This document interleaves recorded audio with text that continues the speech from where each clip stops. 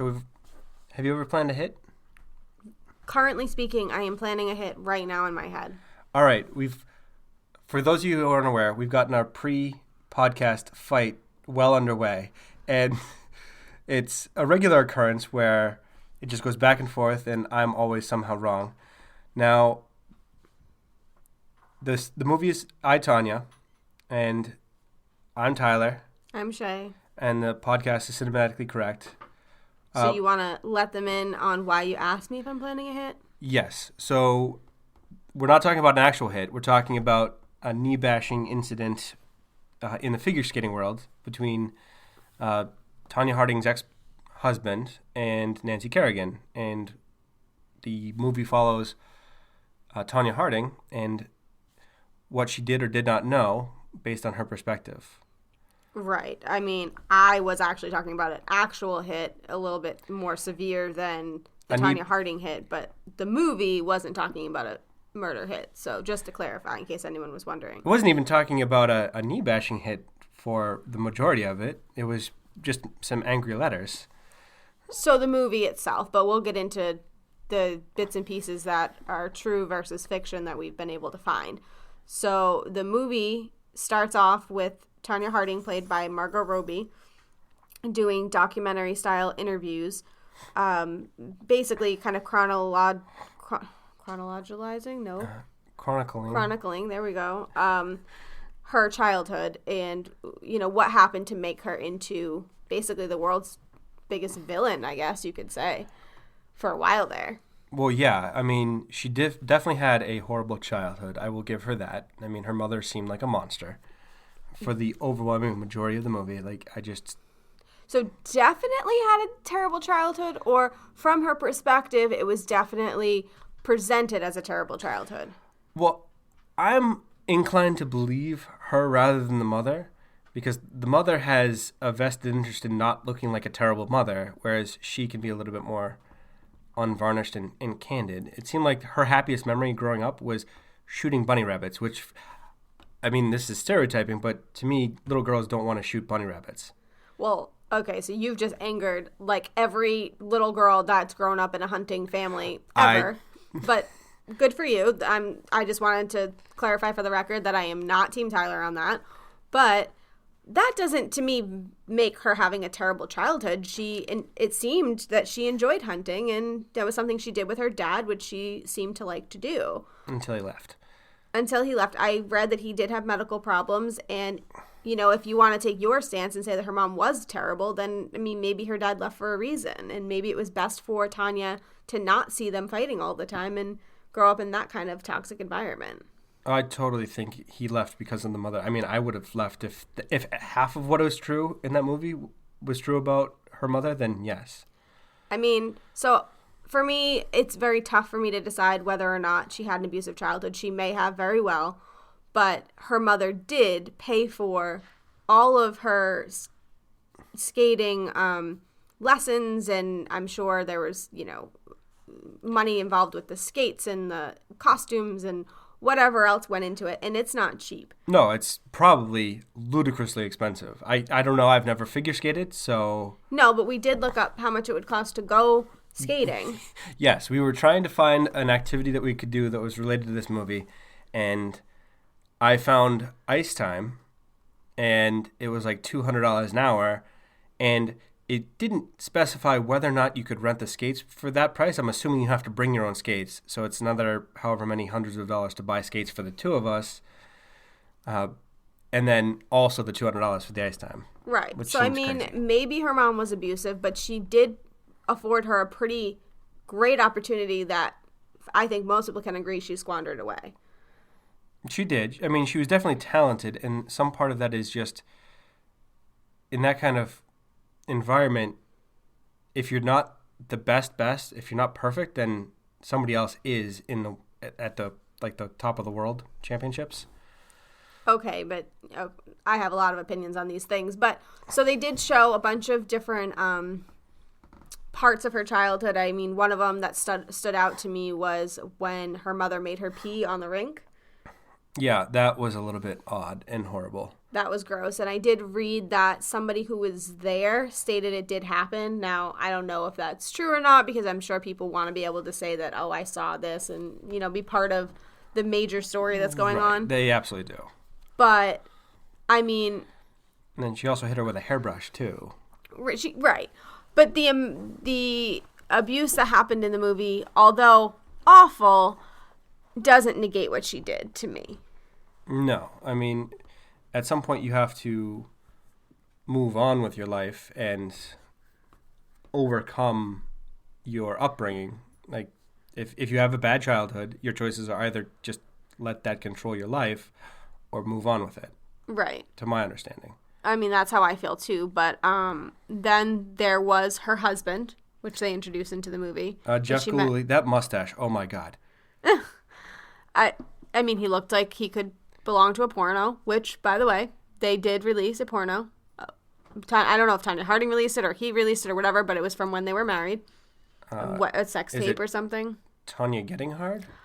I mean, that would be perfect, but I don't actually know. All I know is that a sex tape was released, and Really? It was the two of them. So Really? I did not find that. No, I don't go down those rabbit holes, apparently. Well, I didn't mean to. We ended up here, so...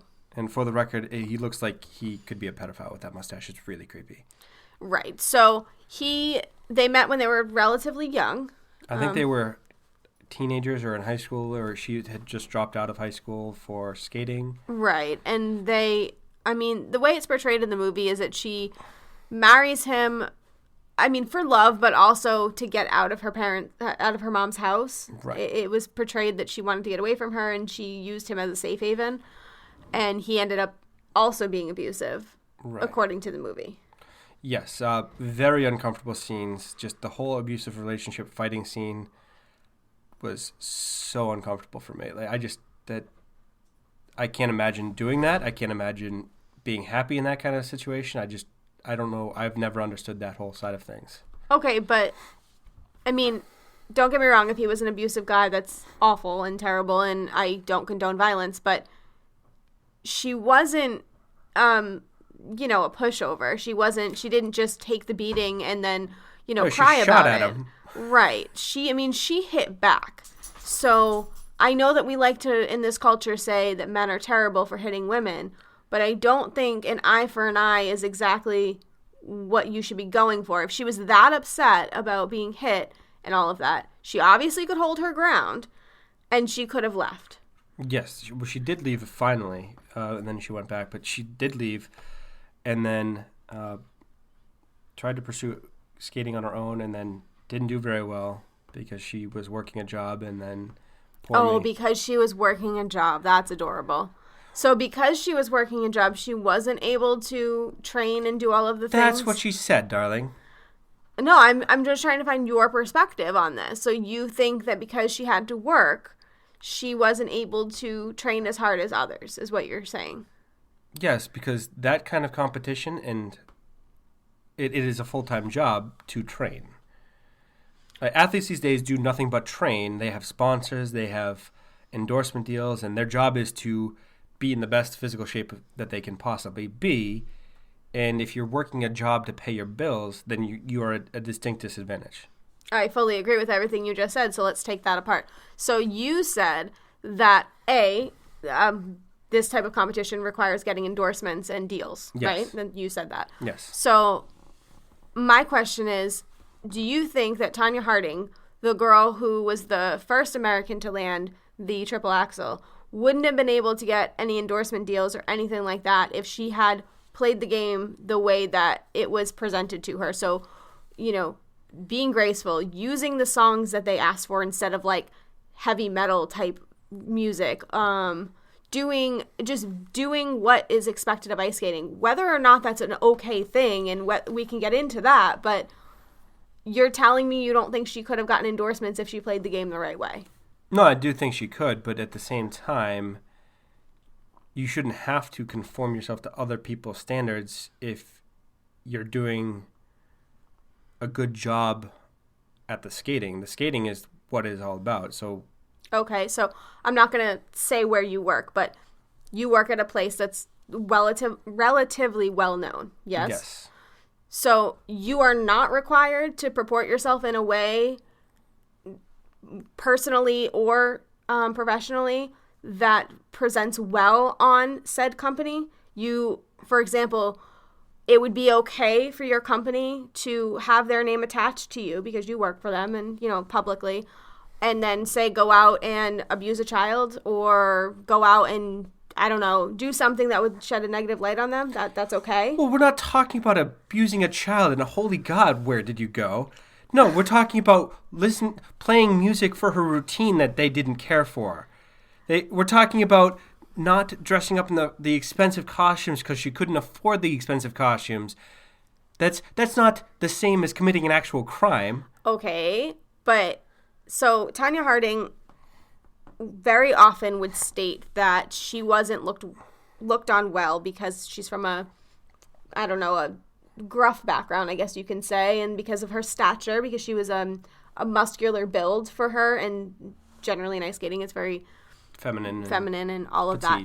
So while I agree that it's not great that the sport requires you to have a certain image, I don't think that that's that uncommon. And I also don't think that she really made an effort to rehabilitate that image in any way, shape, or form, because although they should have allowed her to be herself, I, as a judge, wouldn't be very apt to let you be yourself and, kind of bend the rules and, change my perspective when you show up late to a very large Olympic event, when you break your shoelace and cry about it and claim that it's not your fault, when you are a chain smoker and you are supposed to be an athlete and actually missed an event because you got the flu and pneumonia or whatever it was from asthma. So I'm not going to look at you and be like, you know what, I should actually really change my thoughts of her image because she's such a good skater, when you've squandered it away and proved to me that image that I don't like is actually exactly what it is. Well, you don't care enough to do the things that you can control, is what you're saying. So you don't care enough about figure skating to not pick up smoking. You mean me in that scenario would be Tonya Harding? Well, yes. The Tonya Harding didn't care enough about figure skating to not start smoking, which is the dumbest. I still can't understand it. That's right. But I mean, now I have my own opinions on this too, but look at Venus Williams in tennis. Okay. Look at her. Now, the way she went about it and the way that she did what she did isn't great, but you can say, I think anybody can agree that she wasn't the image of tennis that people were expecting when she came on the field. No. She, for a lot of reasons. I mean, she was a person of color. She was a woman. She was a very large stature, when tennis is just like figure skating in the respect that it's a dainty sport. That's kind of what people see. I mean, what's her name? Anna Kournikova? Is that her name? Something like that. But that would be what you would expect for a tennis player.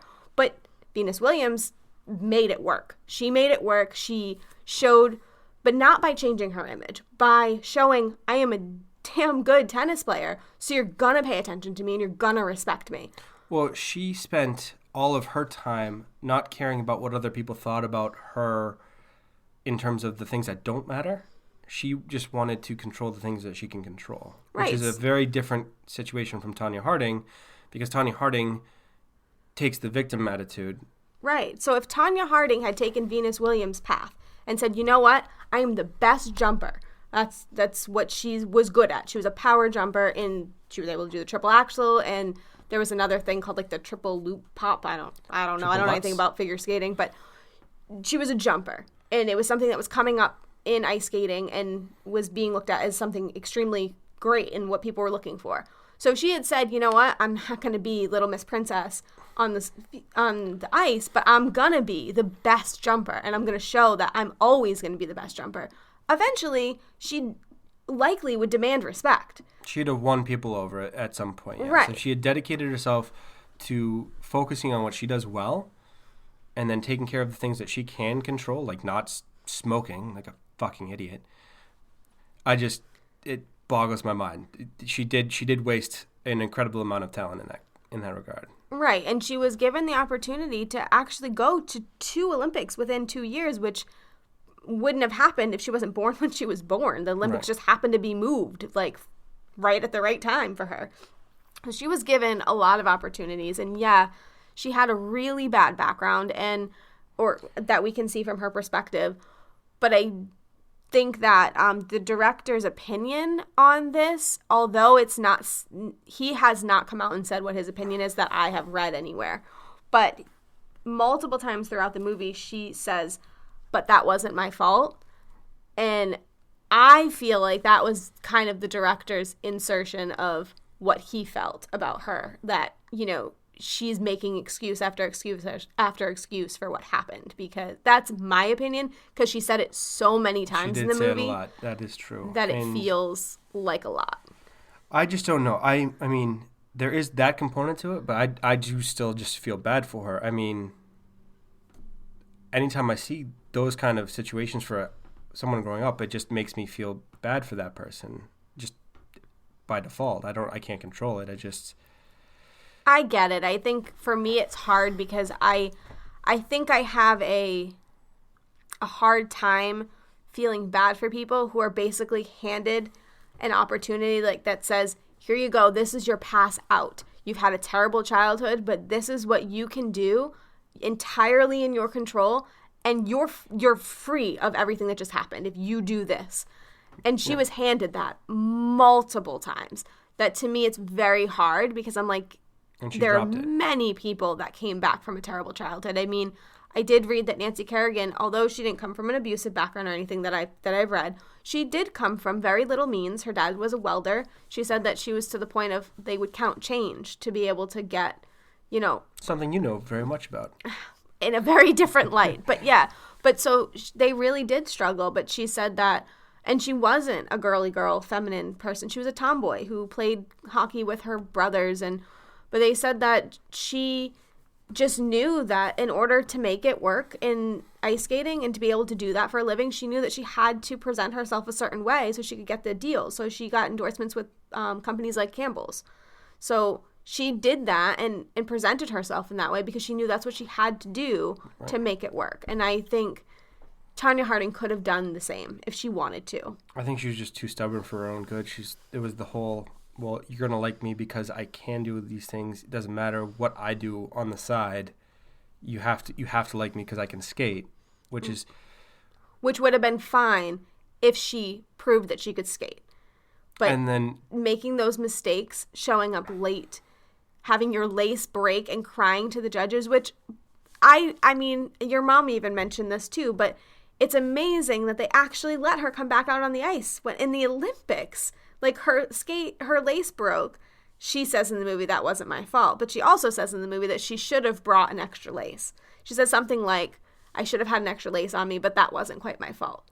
And it's like, it's the Olympics. You're expected to. It's a lace. How much can a lace for a figure skate cost? What, $3? Right. I don't think it was a money thing. I think she was running late or something. I'm not sure exactly the whole scenario. I know she was upset before it. She was having some kind of a episode. So I'm not sure exactly the specifics, but she was able to come back out in the Olympics. And then she placed 8th. Yeah. Like, I mean, come on. You would think you'd come back out with a vengeance and be like, no. I'm nailing this shit. I'm getting everything done. Right. Like, I'm hitting every jump. I'm hitting everything that I have to hit. It's going to be perfect because this is my last shot. Right. And I mean, they didn't have to give her that chance. So they weren't all against her. I would like to transition to the actual incident itself and how badly it was done.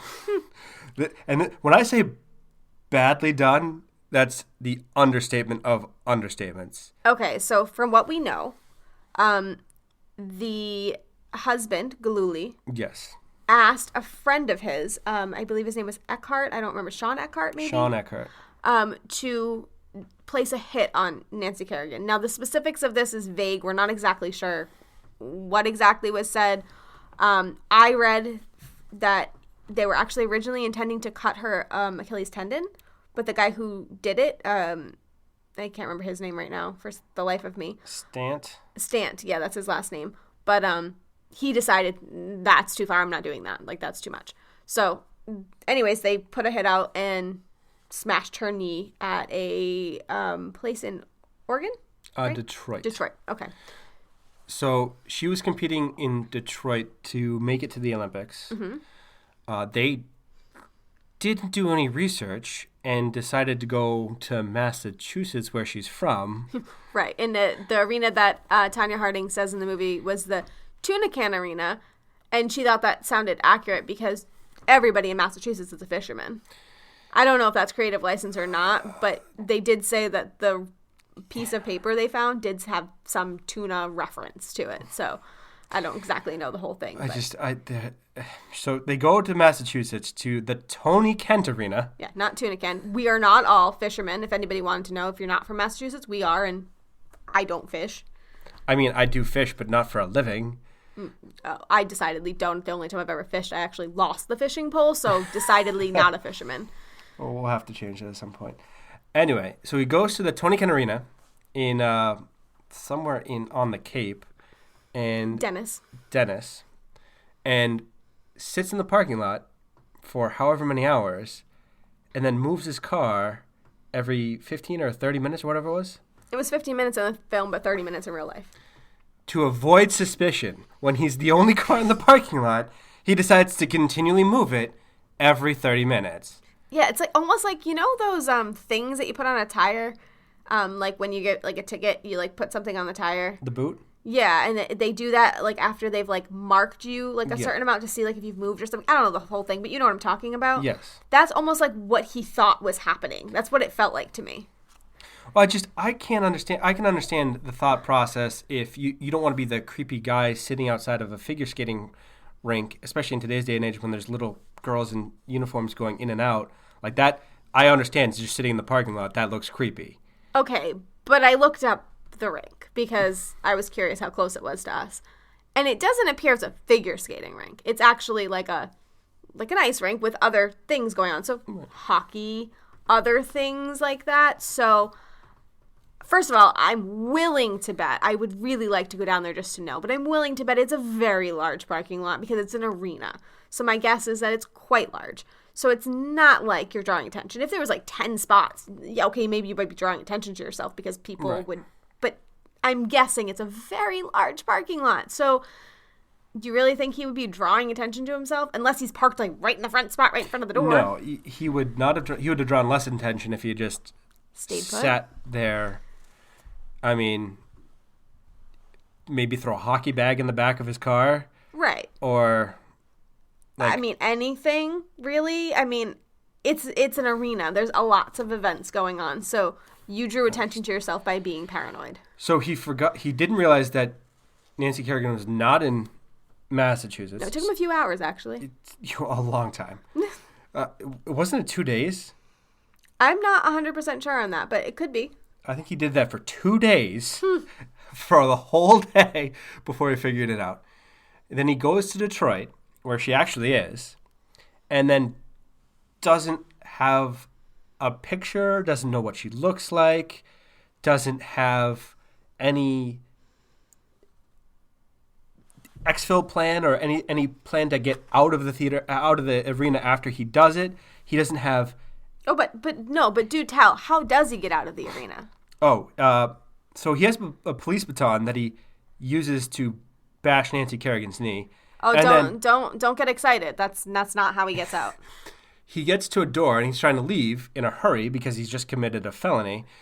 And it's locked. It's locked. It's chained shut. So instead of using the police baton like a normal person, he decides to use his face, which apparently happened. I mean, I have to say, it is very impressive that his skull is that hard that he wasn't disoriented. He didn't knock himself out. I mean, I would knock myself out. Well, he did tackle someone unnecessarily after that, so he probably was kind of disoriented.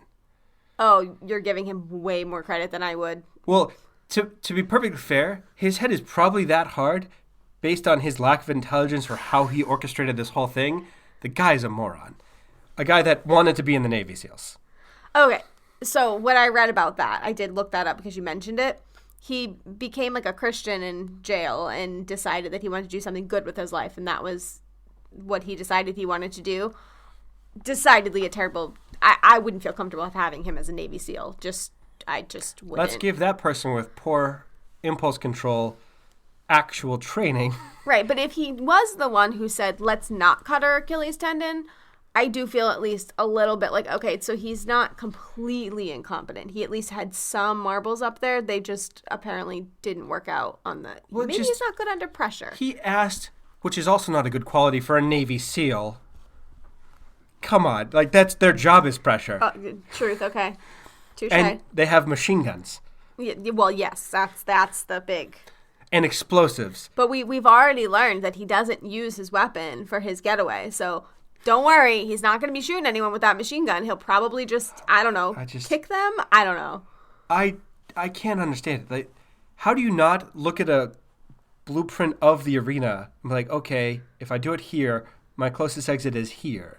Well, I mean, let's be honest. He didn't even have the right arena, so really he probably was just like, just going to go. Maybe he planned it out for the first arena and then forgot for the second. You never know.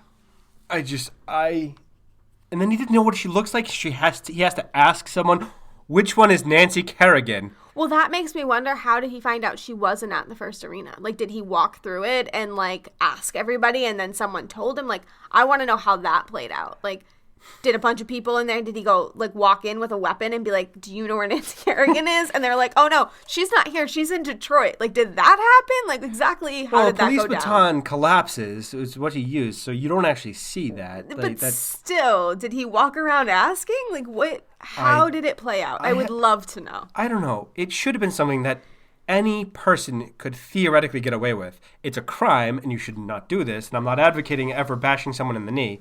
But it shouldn't be that hard. Fact. But I do like that they call it the crack heard around the world. I do. Yeah. I find that.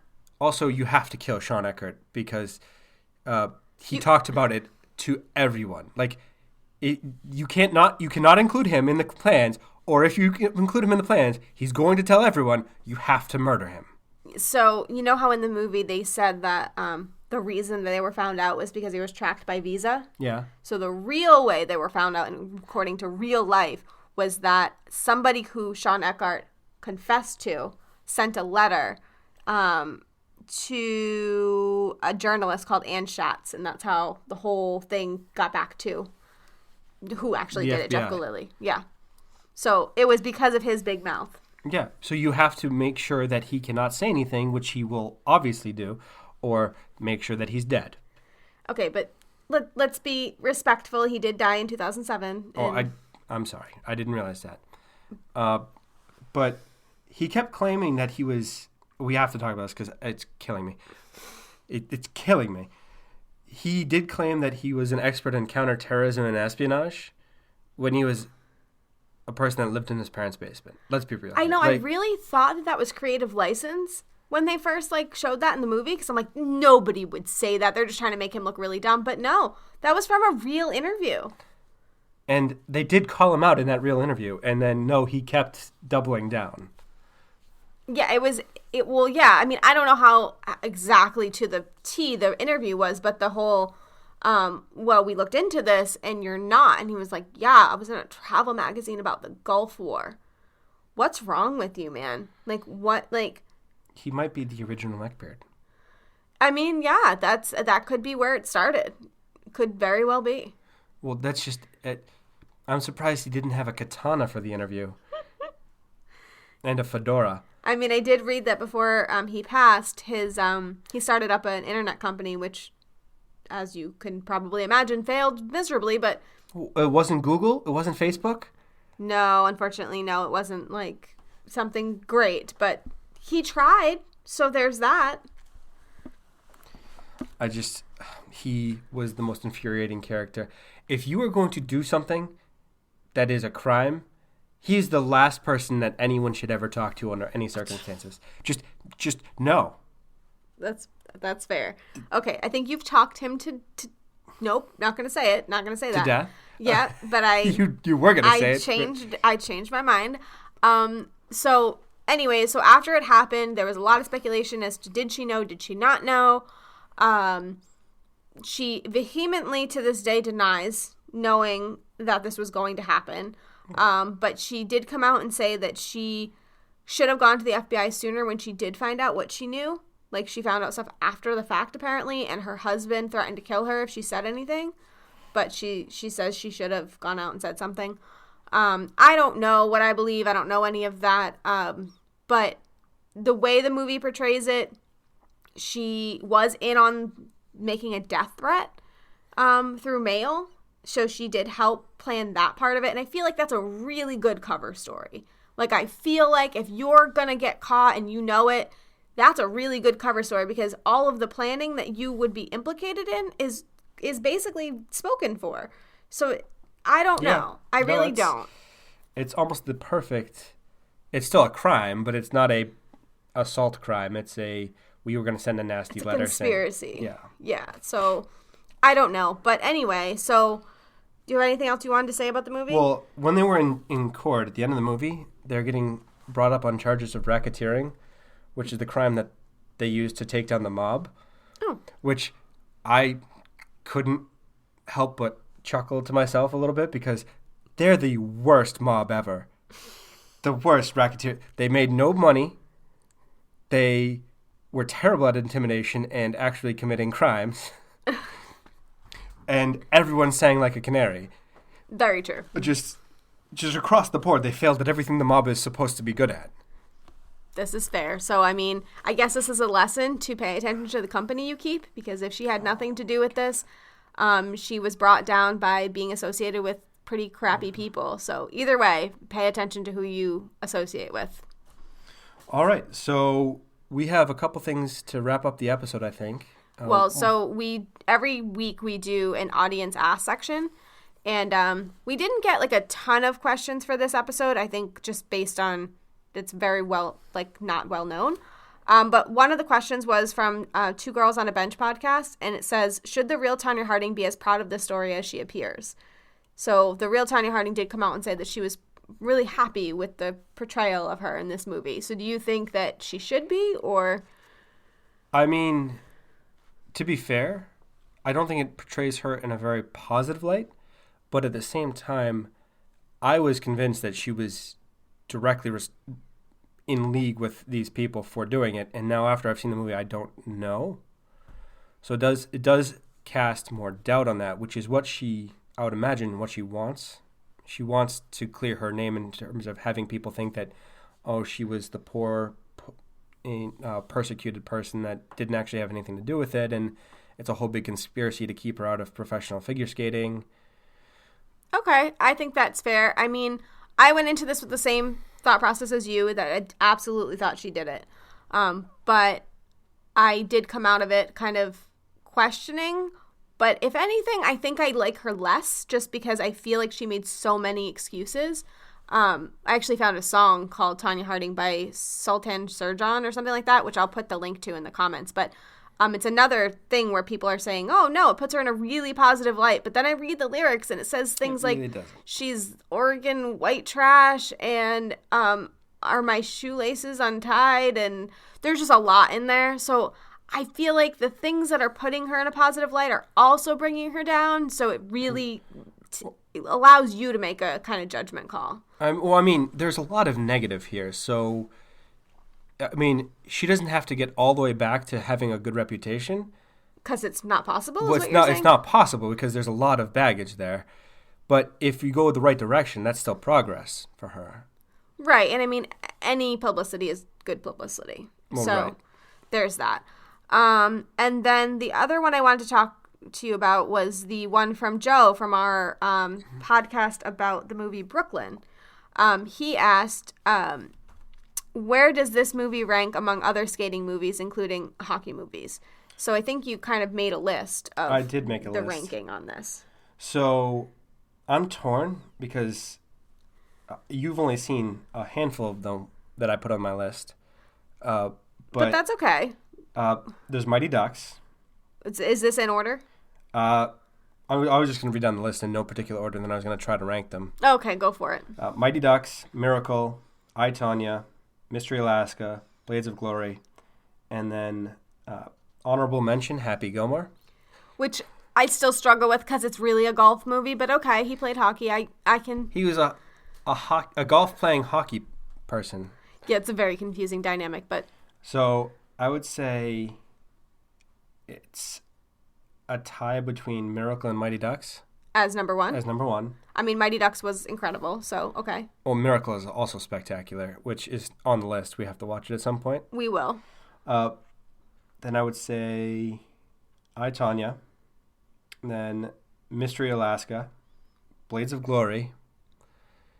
And then Happy Gilmore, because it's not really a hockey movie. Yeah, I mean, I would definitely agree with Blades of Glory being at the end. I've never seen it, but it's not my thing. It's just... Well, if Happy Gilmore was an actual hockey movie, it would... Oh, it'd be like number 2. It would like totally have passed half of them, but it's not a hockey movie, so I can, in good conscience, put it ahead of actual figure skating and ice skating movies. True. So... But anyways, okay, so ranking for the movie, what do you think out of 10? I would say 7.75. See, I thought I was going to be way different than you, but I was going to say 7. Because I really did like the movie, and I appreciated Margot Robbie was incredible, and so was Allison Janney.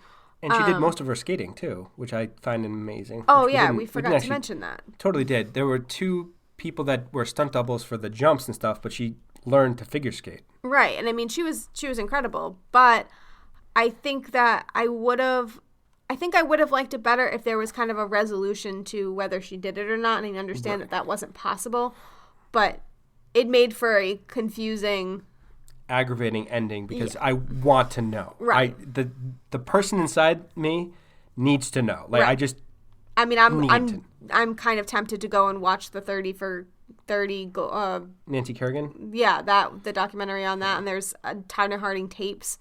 So I'm just tempted to do all of that because now I want to know. So anyways, so next week we are doing a lighter movie so that we don't have just drama after drama and serious movie after serious movie. Right. So it was your pick. So what was next week's? Well, it's a pseudo my pick, I guess, technically, because I've already seen the movie, but I enjoyed it. It's Tucker and Dale vs. Evil, which I can't say enough. I was pleasantly surprised when I watched it, and I'm really excited to rewatch it because it's going to be a lighthearted movie, and that's just what our podcast needs, I feel. Yeah, I think it'll be good. So I think that's good for the week. Wanted to give my thank you to Jake at Athos Music for our intro and outro music, and I'm looking forward to Tucker and Dale.